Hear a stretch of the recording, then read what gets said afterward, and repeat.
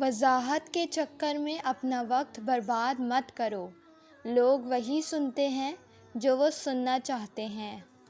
میرے اچھے وقت نے دنیا کو بتایا کہ میں کیسا ہوں، اور میرے برے وقت نے مجھے بتایا کہ دنیا کیسی ہے۔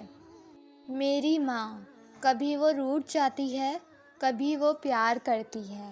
محبت اس طرح مجھ کو ہزاروں بار کرتی ہے، سلا کر گود میں اپنا اڑھاتی ہے مجھے آنچل۔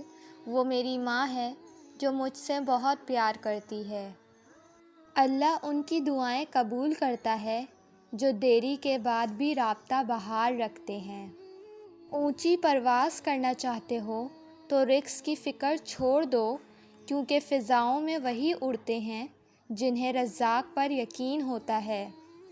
کچھ لوگ سخت لہجے، سخت الفاظ اس لیے برداشت کرتے ہیں کہ وہ تعلق گنوانا نہیں، تعلق بچانا چاہتے ہیں۔ ہر چیز ہمیں ملنے کی نہیں ہوتی، کچھ چیزیں خوبصورت، دھوکہ اور بدترین شر بھی ہوتی ہے۔ اللہ کریم سے کسی چیز کے نہ ملنے پر بدگمان نہیں ہونا چاہیے۔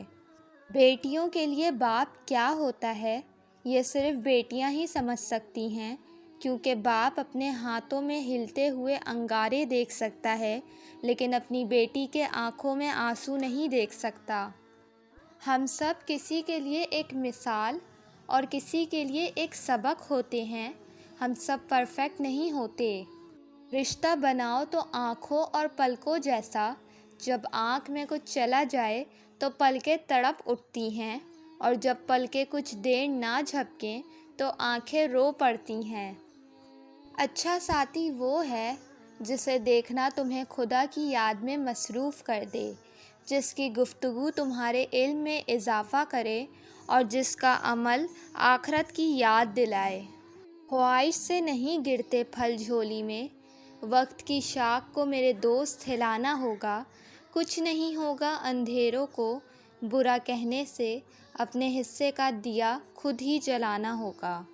سب کہنے کی باتیں ہیں، کوئی کسی کا درد نہیں سمجھتا سوائے اللہ کے۔ لمبی دوستی کے لیے دو چیزوں پر عمل کرو۔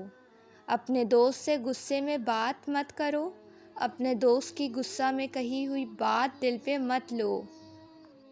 اس دنیا میں سب چیزیں انسان کو نہیں ملیں گی، جتنا ملا ہے اس پر شکر کریں اور ریلیکس مائنڈ کے ساتھ اپنی زندگی کو انجوائے کریں۔ لیکن ایک بات ضروری ہے کہ زندگی میں فیلنگ آف فلفلمنٹ کے لیے اچیومنٹ ضروری ہیں، اور ان اچیومنٹس کے لیے جدوجہد جاری رکھنی ہے۔